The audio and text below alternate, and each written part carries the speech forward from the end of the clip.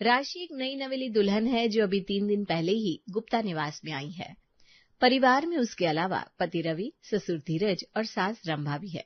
एक शादीशुदा ननद प्रीति भी है जो अपने ससुराल में खुशहाल जीवन जी रही है शादी के बाद। माँ जी, आज मेरी पहली रसोई के लिए क्या क्या बना दूं? बेटा अपने ससुर जी से पूछ लो, जो उनकी इच्छा हो वही बना दो। माँ जी, आपको तो सबकी पसंद के बारे में पता ही होगा, आप ही बता दीजिए ना। और वैसे भी पहली रसोई की रस्म करना तो सास का कर्तव्य होता है ना। तुम्हारी बात ठीक है बेटा, लेकिन घर में खाना तो तुम्हारे ससुर जी की पसंद के अनुसार ही बनाना होगा। अच्छा चलो ठीक है, मैं खुद तुम्हारे ससुर जी से पूछ कर आती हूँ। बहू को रसोई में छोड़कर सास रंभा बाहर हॉल में जाती है और पति धीरज से नाश्ते के बारे में पूछने लगती है। सुनिए, आलू की कचौड़ियां बनवा लेती हूँ, खा लेंगे ना आप? आज बहू पहली रसोई बनाएगी तो उसे आपसे पूछने में संकोच हो रहा है। आधी उम्र बीत गई, तुम्हारी 2 पैसे की अकल नहीं आई। जब मुंह खोलोगी फिजूल सवाल ही पूछोगी। मटर पनीर की सब्जी और रोटियां बनवा लो। थोड़ी अकल खुद की भी इस्तेमाल कर लिया करो। अपनी अकल क्या वापस ऊपर लेकर जानी है तुम्हें? बहू की पहली रसोई है, तुम तो जीवन भर से यही रसोई बना रही हो ना। तुम्हें कौन सा पता चल गया सबके पसंद नापसंद का? अरे नहीं, वो पहली रसोई में तो पक्का खाना बनता है ना, इसलिए सोचा पूरी कचौड़ी बनवा दूं। इतनी अकल है तुम्हारे पास जितना तुमने सोच लिया। पक्का खाना बनवाना है तो खीर बनाने के लिए कह दो, लेकिन मैं पूरी कचौड़ी नहीं खाऊंगा। और हाँ, फिर से मुंह उठाकर यही सवाल पूछने चली मत आना। एक बार में बात अच्छी तरह समझ कर जाओ। शादी के बाद मेहमानों से खचाखच भरा हुआ हॉल, वहां अचानक शांति छा गई। नई नवेली दुल्हन जो पास में ही रसोई में सास का जवाब का इंतजार कर रही थी, ससुर की आवाज उस तक पहुंच तो गई थी। इतने लोगों के सामने ससुर धीरज ने पत्नी रंभा को बेइज्जत कर दिया था। रंभा के मुंह से मानो जवाब ही नहीं फूट रहा था। किसी तरह खुद को संभालकर वो वापस रसोई में आई और झूठी मुस्कान होठों पर रखकर बहू से कहने लगी, अरे बहू, तुम्हारे ससुर जी को थोड़ा ब्लड प्रेशर की प्रॉब्लम रहती है ना, इसलिए पूरी कचौड़ी नहीं खाते वो। ऐसा करो, मटर पनीर की सब्जी और गर्मा गर्म फुलके बना लो। बना लोगी ना बेटा? किसी भी तरह की मदद की जरूरत हो तो बता देना। नहीं माँ जी, मैं बना लूंगी, चिंता की कोई बात नहीं है, आप आराम करिए। नहीं बेटा, आराम क्या करना, मैं तुम्हारे साथ यहीं रसोई में हूँ। तुम ऐसा करो, तुम सब्जी बना लो, मैं मीठा बना देती हूँ। तुम बस लास्ट में छू कर रस्म कर देना। सास की प्यार से भरे बोल सुनकर राशि के मन को तसल्ली तो बहुत मिली थी, लेकिन अंतिम शब्द कहते हुए सास की आंखें भीगने लगी थी, ये उसने महसूस कर लिया था। बेटा तुम देखो, मैं जरा आई। खुद को संभालते रंभा जी कमरे में पहुंची और मुंह भींचकर अपनी बेबसी पर आंसू बहाने लगी। कुछ पल बाद जब मन हल्का हुआ तो उन्होंने अपने आंसू साफ किए और बहू के पास रसोई में जा पहुंची। बेटा लाओ, मैं आटा लगा देती हूँ। राशि ने देखा सास रंभा की आंखें वो सब बयां कर रही थी जो वो अपनी जुबान से नहीं कह पा रही थी। रंभा बहू के साथ रसोई में काम तो करवाती रही, लेकिन लगभग चुप ही रही। बहू राशि ने भी सास की पीड़ा समझ ली थी, इसलिए उससे ज्यादा बातें नहीं की। वो भी नजरें नीची किए चुपचाप अपनी पहली रसोई की रस्म में व्यस्त रही। शादी के बाद ये दूसरा दिन था। सास के चेहरे की उदासी और ससुर का ऐसा रूखा रवैया राशि के मन को छलनी कर गया था। रात को कमरे में रवि, सुबह माँ जी ने पापा जी से नाश्ते के लिए पूछा था, लेकिन पापा का जवाब तुम्हें अजीब नहीं लगा? अरे क्या अजीब होगा उसमें? ठीक ही तो कहा पापा ने। पूरी पराठा रोज रोज खाना कोई समझदारी है क्या? सब पता है मम्मी को, लेकिन बार बार एक ही बात पूछने चली जाती है। गुस्सा नहीं आएगा तो क्या होगा? तुम्हें ये बात जरा भी अजीब नहीं लगी कि पापा जी ने इस तरह से माँ को जवाब दिया? इस बात को किसी और तरीके से नहीं कहा जा सकता था क्या? अरे यार, तुम अभी 2 दिन पहले इस घर में आई हो, क्यों फालतू की बातों में अपनी नाक घुसा रही हो? जब मैं कुछ नहीं बोल रहा हूँ तो तुम्हें ये सब सोचने की क्या जरूरत है? अपने काम से मतलब रखो ना यार। मैं कोई नाक नहीं घुसा रही हूँ रवि, मैं सिर्फ एक छोटी सी बात कह रही हूँ कि मान भी लिया कि माँ जी ने कोई गलत बात पूछ ली थी, लेकिन फिर भी इतने मेहमानों के सामने पापा जी को माँ पर इस तरह से चिल्लाकर बात नहीं करनी चाहिए थी। उन्होंने तो इस बात का लिहाज भी नहीं किया कि मैं भी सब सुन रही थी। मेरा तो घर में पहला दिन था, फॉर्मेलिटी के लिए ही सही उन्हें मेरे सामने माँ को ऐसा नहीं कहना चाहिए था। तुम इस तरह से अपनी माँ का अपमान होते हुए कैसे देख सकते हो? तुम बातों को ना कुछ ज्यादा ही बढ़ा चढ़ा कर पेश कर रही हो राशि। मैंने कहा ना, तुम अभी 2 दिन पहले इस घर में आई हो, चीजों को ज्यादा पैनी नजर से देखने की कोई जरूरत नहीं है। छोटी सी बात थी जो उसी समय खत्म भी हो गई। मम्मी तो कब का ये सब भूल भी गई होगी और तुम अभी तक ये सब लेकर बैठी हुई हो। हमारी नई नई शादी है, अब क्या यही सबसे इम्पोर्टेंट बात बची है डिस्कस करने के लिए? राशि पति की बात सुनकर चुप हो गई थी। बात तो सही थी, नई नई शादी थी, कच्चे रिश्ते थे। इस समय किसी भी बहस में पड़ना उसके रिश्ते के लिए सही नहीं था, लेकिन जो अपनी आंखों से देखा था उसे इग्नोर भी तो नहीं कर पा रही थी वो। मुझे तो परिवार का माहौल कुछ सही नहीं लग रहा। बाबूजी ने रवि के सामने माँ जी को कैसे जली कटी बातें सुना दी और रवि के ऊपर किसी भी बात का कोई असर नहीं पड़ा। ऐसा लग रहा है जैसे ये सब बहुत सामान्य सी बातें हो उसके लिए। शायद रवि को ये सब देखते देखते आदत हो गई होगी, इसलिए उसे बाबूजी का इस तरह व्यवहार, उसमें कोई गलत बात नजर नहीं आ रही। लेकिन मुझे माँ जी से बात करनी होगी, क्योंकि माँ जी का चेहरा देखकर मैं अच्छी तरह समझ गई हूँ कि बुरा तो उन्हें भी बहुत लगा है। अगले दिन सुबह, आ गई माँ जी आप, लीजिए आपकी चाय तैयार है, बाबूजी को मैं चाय देकर आती हूँ। नहीं बेटा रुको, तुम्हारे बाबूजी को मैं चाय देकर आती हूँ। अरे माँ जी, अब आप क्यों देने जाएंगी? घर की सारी जिम्मेदारियां मेरी हैं। आप तो आराम से यहाँ बैठकर गर्मा गर्म चाय पीजिए। सास के मना करने पर भी राशि चाय का कप लेकर ससुर के कमरे में पहुंच जाती है। 2 मिनट बाद राशि को ससुर की गुस्से में भरी आवाज सुनाई देती है। रंभा कहाँ मर गई सुबह सुबह? पति की गुस्से से भरी आवाज सुनकर सासू माँ घबराकर अपना चाय का कप छोड़कर पति के कमरे की ओर भागती है। अरे तुम्हारी बहू आ गई, इसका यह मतलब तो नहीं ना कि पति को एक कप चाय भी नहीं पिला सकती तुम? उठा कर ले जाओ अपनी चाय यहाँ से, नहीं पीनी मुझे कोई चाय। नाराज मत होइए ना, मैं बना कर लाती हूँ। उम्र बीत जाएगी लेकिन तुम्हारे अंदर 2 पैसे की अकल नहीं आएगी। जानती हो ना मुझे किसी और के हाथ की चाय पीना पसंद नहीं, फिर क्यों भेजा बहू को तुमने? अरे मैंने नहीं भेजा, वो पहले ही चाय बना चुकी थी। मैंने मना किया, उसके बाद भी वो आपको चाय देने चली आई। बच्ची है, धीरे धीरे समझ जाएगी। वो तो बच्ची है, लेकिन तुम्हें तो बुढ़ापा आ गया है ना। एक बीवी होने के फर्ज कभी सीख पाओगी या नहीं? मैंने पूछा, एक बीवी होने के फर्ज कभी सीख पाओगी कि नहीं? चिल्लाइए मत, मैं अभी आपको चाय बना कर दे जाती हूँ। बाहर तक आवाज जा रही है, बहू सुन रही होगी, क्या सोचेगी। अब तुम मुझे सिखाओगी कि मुझे कब और क्या बोलना है। सुन लेने दो, तुम्हारी बहू को भी तो पता चलना चाहिए ना कि तुम्हारे अंदर कितनी अकल है। खबरदार जो अपनी शक्ल भी दिखाई तुमने मुझे। धीरज की चिल्लाने की आवाजें दूर तक सुनाई दे रही थी। बात को बढ़ता देख रंभा ने चुपचाप कप उठाया और वापस रसोई में आ गई। मुझे माफ कर दीजिए माँ जी, मुझे नहीं पता था मेरे चाय बनाने से बाबूजी इतना गुस्सा हो जाएंगे। मेरी वजह से आपको इतना कुछ सुनना पड़ा। मैं खुद को कभी माफ नहीं कर पाऊंगी। नहीं बेटा, तुम्हारी वजह से कुछ नहीं हुआ। तुम तो इस घर में अभी 4 दिन पहले ही आई हो। ये सब तो पिछले 30 साल से चल रहा है, इसमें नई बात क्या है। किसी न किसी बहाने से तुम्हारे पापा जी को चिल्लाने का मौका मिल जाता है। जब तक मुझ पर चिल्ला ना ले उनका दिन पूरा नहीं होता ना। लेकिन माँ जी, आप ये क्यों सह रही हैं? कुछ कहती क्यों नहीं? और रवि, वो भी आपका साथ नहीं देते? मैंने सुना है बच्चे अपनी माँ पर उंगली भी नहीं उठने देते। मेरे विरोध करने से क्या होगा बेटा? मैं जितना विरोध करती हूँ घर में कलह और कलेश उतना ही ज्यादा बढ़ता जाता है। जब एक ही छत के नीचे रहना है तो झगड़े को बढ़ाने पर नहीं, उसे कम करने पर ध्यान देना चाहिए। और रही बात रवि की, तो उसने तो बचपन से अपने पिताजी को ऐसे ही मुझ पर चिल्लाते और अपमान करते हुए देखा है। अब जब तुमने सब कुछ अपनी आंखों से देख लिया है, सुन लिया है, तो अब तुमसे भी कुछ छुपाने का कोई मतलब नहीं है बेटा। सच तो यही है कि मेरी इस घर में कोई हैसियत ही नहीं है। मैं इस परिवार के लिए दरवाजे पर पड़ा हुआ वो एक पायदान हूँ, जो बस यूं ही बरसों से दरवाजे पर पड़ा इस घर की झूठी शान का हिस्सा बना हुआ है।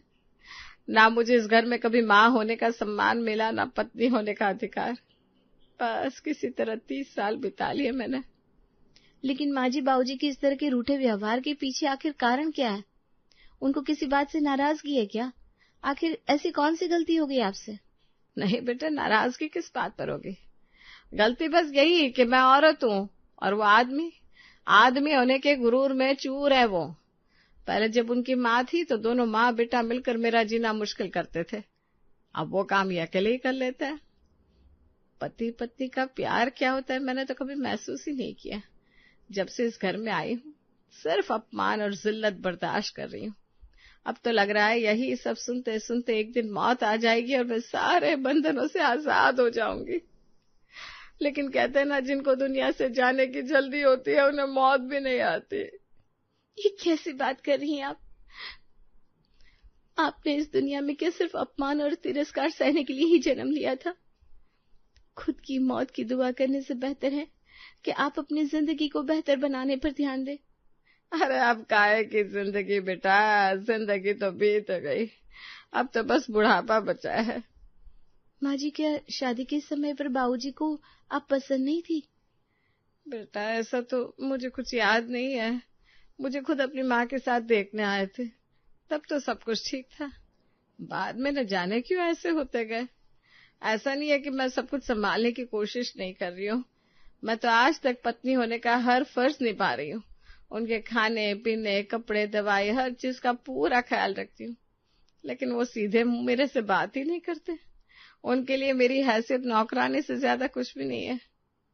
माफ कीजिए माँ जी, लेकिन अगर ऐसा था तो फिर इसमें गलती तो आपकी ही कही जाएगी। अगर पिछले 30 सालों से लगातार बाबूजी आपके साथ इतना बुरा व्यवहार कर रहे हैं, तो आप ये रिश्ते को क्यों ढूंढ रही हैं? आपको बाबूजी को तलाक दे देना चाहिए था। ऐसे अपमान सहने के लिए आप रिश्ते में बनी हुई हैं? हे भगवान, ये क्या अनाप शनाप बक रही हो तुम? तलाक, और वो भी मैं? अरे तुम आज के जमाने की लड़की हो। आजकल के बच्चे किसी की दो बात बर्दाश्त नहीं करते। विचार मिले तो ठीक, नहीं मिले तो तलाक लेकर अपने अपने रास्ते अलग कर लिए। लेकिन हमारा जमाना और था बेटा। तलाक तो मानो एक पाप समझा जाता था। पति अच्छा हो बुरा हो, पत्नी को अपने जीवन साथी समझे या चरणों की दासी, औरत चूं तक नहीं करती थी और बस अपने बच्चों के लिए अपनी सारी जिंदगी बिता देती थी। लेकिन आपका बेटा भी तो आपको नहीं समझता ना माँ जी। जिन रिश्तों के लिए आपने ये सारी उम्र बर्दाश्त किया, वो रिश्ते आपकी जरा भी परवाह नहीं करते। समझदारी इस बात में कतई नहीं है कि आज तक आप ये सब बर्दाश्त करके रिश्ता चला रही हैं। समझदारी तो इस बात में है कि जिस रिश्ते में प्यार, सम्मान, अपनापन है ही नहीं, उसमें पढ़कर अपनी जिंदगी खराब ना की जाए, बल्कि आजाद होकर अपनी आगे की उड़ान भरी जाए। अरे मैंने तुझे अपने मन की बात क्या बता दी, तू तो मुझे उल्टी पट्टी पढ़ाने लगी। अपना घर किसी कीमत पर बिखरने नहीं दूंगी मैं। तू जाकर रसोई में काम कर, अपने पति को मैं संभालूंगी। तलाक देने की बात सुनकर रंभा के मन में अजीब सी बेचैनी हो गई थी। 15 दिन बाद करवा चौथ का त्योहार था। बहू का पहला करवा चौथ था। राशि ने पूरे धूमधाम से करवा चौथ की तैयारी की थी। नई साड़ी, गहने, मेहंदी, चूड़ी, श्रृंगार की सामग्री, सब कुछ बाजार से नया आया था। राशि, मैंने सोचा है अगर तुम्हारे फास्ट रखने से मेरी उम्र लंबी हो सकती है तो मैं भी तुम्हारे लिए उपवास रखूंगा। सिर्फ अकेले लंबी जिंदगी जीकर क्या करूंगा मैं? तुम्हारा साथ भी तो जीवन में जरूरी है ना। अच्छा, अभी ना तुम्हारे लिए एक सरप्राइज भी है जो रात को पूजा के बाद तुम्हें मिलेगा। राशि बहुत खुश थी। विधि विधान से उसने करवा चौथ शुरू कर दिया था। वहीं दूसरी ओर सास रंभा ने भी पति धीरज के लिए करवा चौथ का निर्जला उपवास रखा था। लेकिन रंभा का उपवास सादगी से भरा था। न उसने सुबह 4 बजे उठकर पति के हाथ से सरगी खाई, न लंबी लाइन में लगकर मेहंदी लगवाई। अपने बरसों पुराने श्रृंगारदान से निकालकर थोड़ी चूड़ियां पहनी, सिंदूर लगाया और फिर एक हल्की सी साड़ी पहनकर उसने अपना उपवास पूरा कर लिया था। शाम के समय, माँ जी, चांद निकलने वाला है, चलिए छत पर चलते हैं, पूजा की तैयारी कर लेते हैं। तुम जाओ बेटा, तुम्हारे बाबूजी नहीं आएंगे, मैं बाद में कर लूंगी, तुम कर लो। पूरा दिन भूख प्यास से बेहाल राशि ने चांद निकलते ही पति के साथ जाकर छत पर चांद की पूजा कर ली। खाना खाने के बाद, ये लो सोने की चेन, तुम्हारा गिफ्ट। थैंक यू रवि, मैं माँ जी को दिखाकर आती हूँ। राशि सास के कमरे में पहुंची तो देखा रंभा जमीन पर गिरी हुई है। रवि, जल्दी से बाबूजी को बुलाओ, लगता है माँ जी को अस्पताल लेकर जाना पड़ेगा। लेकिन पापा तो शायद अभी घर भी नहीं आए। अगर आ गए होते तो उनके कमरे की लाइट जल रही होती।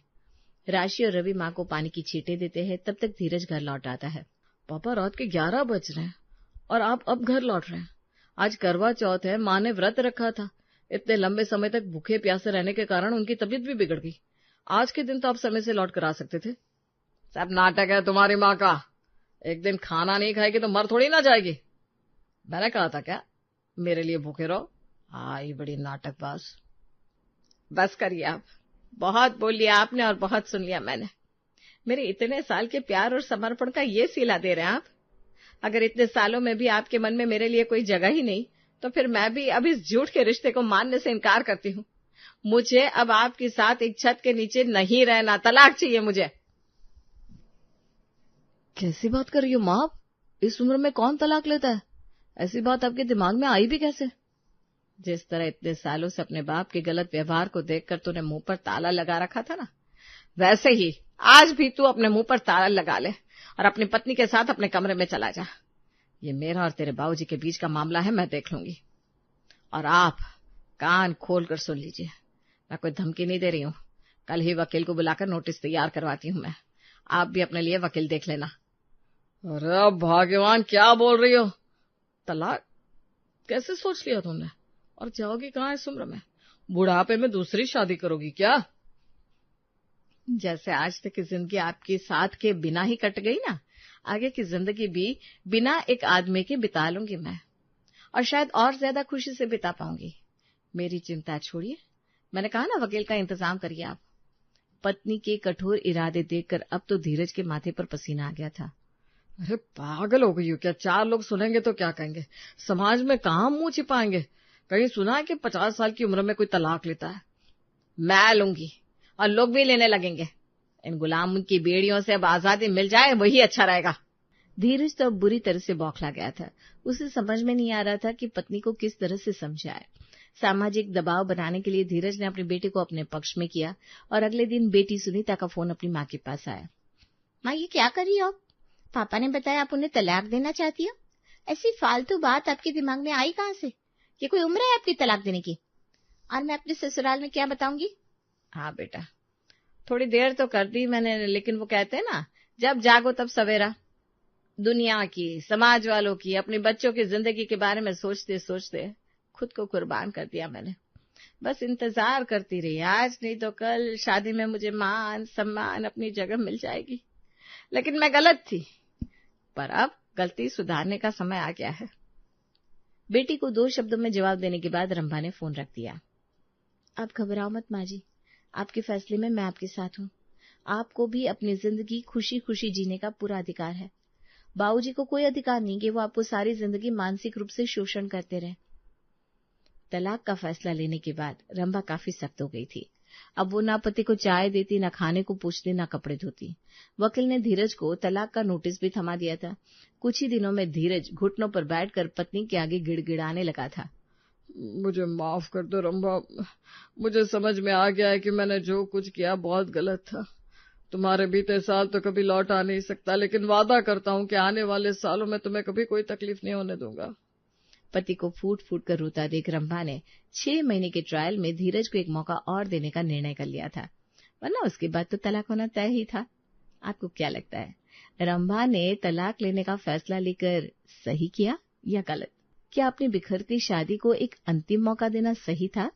अपनी राय हमें जरूर बताइएगा।